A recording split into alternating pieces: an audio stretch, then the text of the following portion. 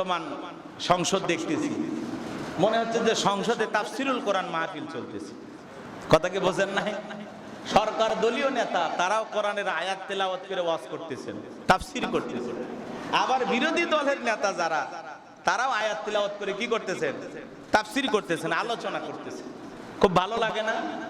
তো গত 2 দিন ধরে এই সংসদের এই কোরআনের তাফসির নিয়ে আলোচনা নিয়ে ব্যাপক ভাইরাল হয়ে গেছে আলোচনা, যে দেখেন কিভাবে সংসদে কোরআনের তাফসির চলতেছে, আয়াতের ব্যাখ্যা আলোচনা চলতেছে। যদিও এখানে কিছু অপব্যাখ্যা দেখা দিয়েছে, যে তারা বুঝাইতে চাচ্ছেন লা ইন শাকারতুম লা আযীদান্নাকুম ওয়া লা ইন কাফারতুম ইন্না আযাবি লাশাদীদ। আল্লাহ বলতেছেন সূরা ইব্রাহিমের 7 নম্বর আয়াতে, যে নিয়ামত পাওয়ার পরে বান্দা যদি আমার শুকরিয়া আদায় করে, আমি বান্দার নিয়ামত সমূহগুলোকে বাড়ায় দেব। সুবহানাল্লাহ। আর যারা নিয়ামত পাওয়ার পরে অকৃতজ্ঞ হয়, অবাধ্য হয়, শুকরিয়া আদায় করে না, তাদের জন্য রয়েছে কঠোর আযাব এবং শাস্তির ব্যবস্থা। এটা হলো আয়াতের সরল অর্থ, এটা হলো মূল ব্যাখ্যা। কিন্তু এটা বুঝাইতে গিয়ে তারা বুঝাতে চাচ্ছেন যে বাজেট এত সুন্দর হয়েছে, আপনারা এটা শুকরিয়া আদায় করেন। তো এটা যদি ওই উদ্দেশ্যে আয়াতটাকে ব্যবহার করা হয়, তাহলে এটা ভুল হবে।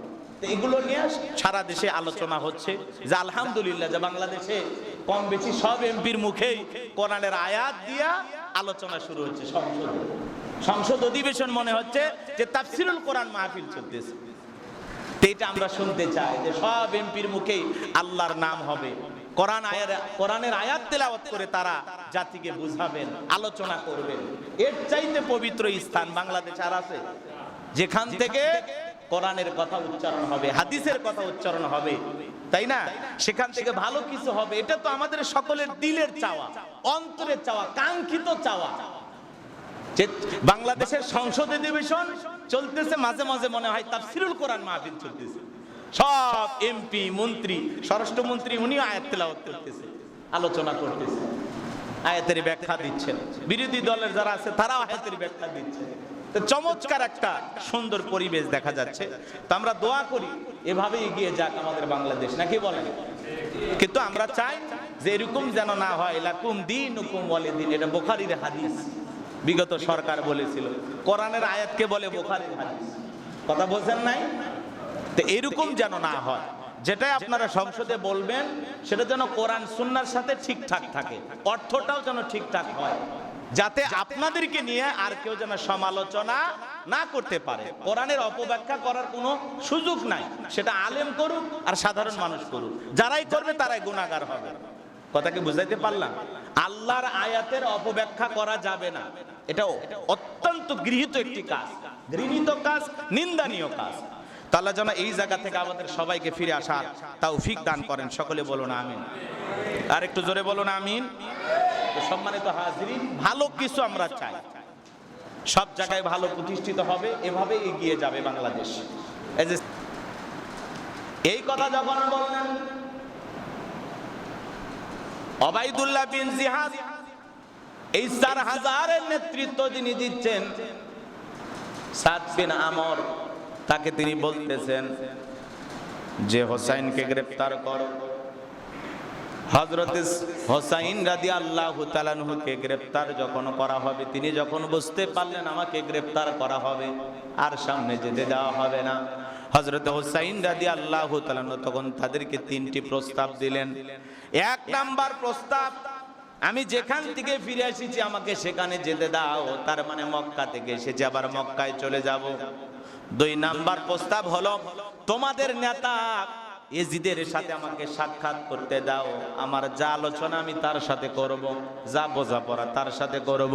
আর 3 নাম্বার প্রস্তাব হলো, নিরাপদে আমাকে সীমান্তবর্তী এলাকা দিয়ে মুসলিম কোন দেশে যেতে দাও, সেখানে গিয়ে আমি সাধারণ জীবন যাপন করব, অথবা সীমান্তবর্তী এলাকায় গিয়ে বেঈমানদের বিরুদ্ধে যুদ্ধ করব। এই 3টা প্রস্তাব যখন দেওয়া হলো, ওবাইদুল্লাহ বিন জিহাদ মোটামুটি সিদ্ধান্ত নিলেন তাকে নেতা ইয়াজিদের কাছে নিয়ে যাবেন, রক্তপাত হবে না, মারামারি হবে না। তিনি নিজেও চাচ্ছিলেন না যে রক্তপাত হোক, মারামারি হোক। হযরত হোসাইন সহজে তো সবকিছু মেনে নিয়েছেন, ইয়াজিদের সাথে সাক্ষাৎ করতে চায়। ইয়াজিদ তখন থাকে দামেস্কে।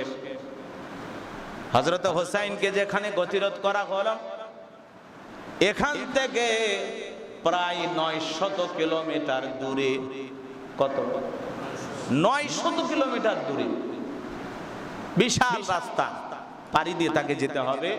এই হেঁটে হেঁটে যাইতে গেলে প্রায় তাদের সময় লাগবে 15 থেকে 18-19 দিনের মতো সময় লাগবে।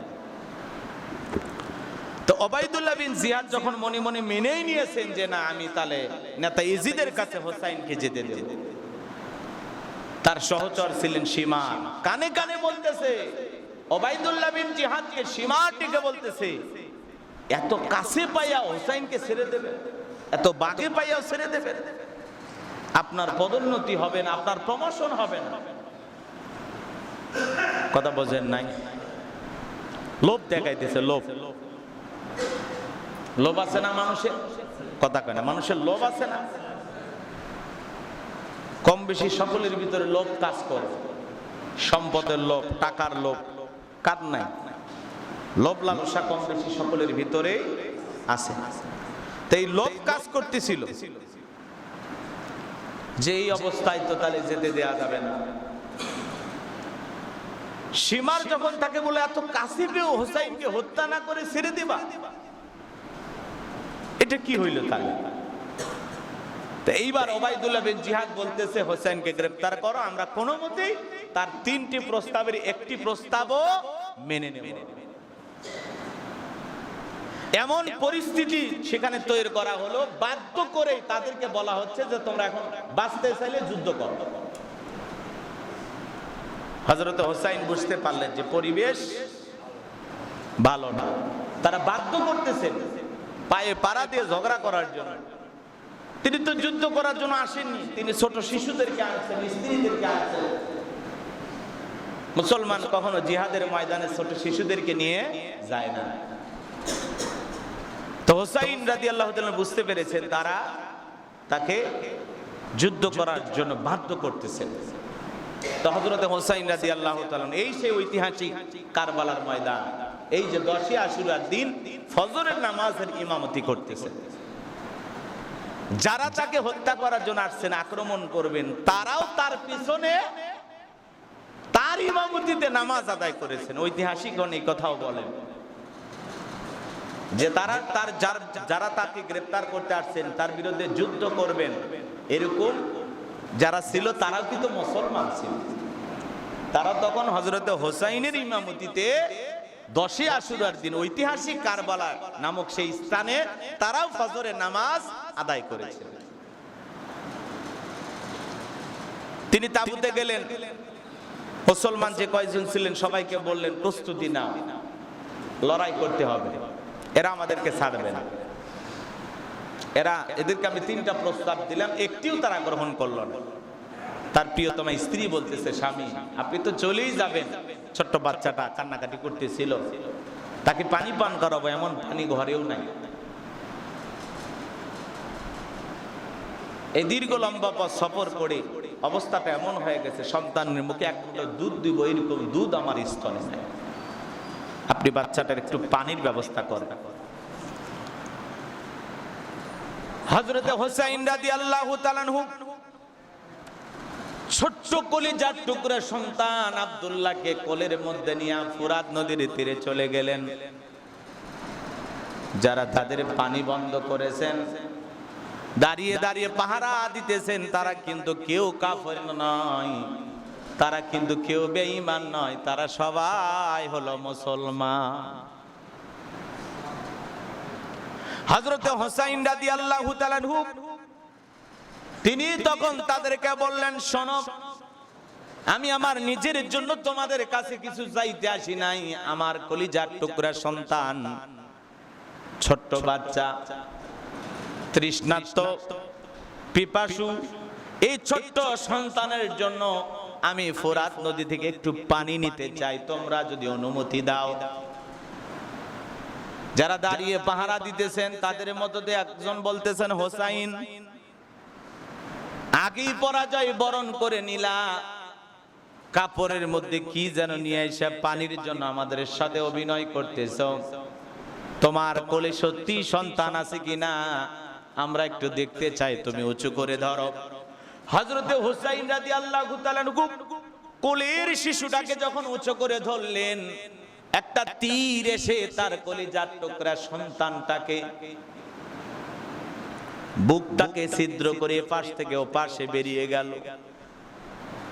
যারা তার কলিজার টুকরা ছোট্ট শিশুটাকে তীর নিক্ষেপ করলো, তারা কিন্তু পৃথিবীর কোন বেঈমান খ্রিস্টান অমুসলিম ছিল না, তারা কিন্তু ছিল মুসলমান। আজও পৃথিবীর জমিনে তাকায়া দেখেন, অসংখ্য ঘটনা ঘটে যায় যেখানে মুসলমান হয়ে আরেক মুসলমানকে হত্যা করে, এক মুসলমান হয়ে আরেক মুসলমানকে পৃথিবীর জমিন থেকে বিদায় করে দেওয়ার ষড়যন্ত্র করে, এক মুসলমান হয়ে আরেক মুসলমানকে পৃথিবীর জমিন থেকে নির্মম আঘাতে বিদায় করে দেয়। একটা বারের জন্য ভাবে না সে তো আমার মুসলমান ভাই, সে তো আমার মুসলিম প্রতিবেশী, একটা বারের জন্য চিন্তা করে না। এরকম ঘটনা পৃথিবীতে আজও আছে না নাই? মুসলমান হইয়া আরেক মুসলমানকে নির্দয় হয়ে, নিঠুর হয়ে, নির্মম ভাবে হত্যা করে। এই পৃথিবীর জমিনে অসংখ্য ঘটনা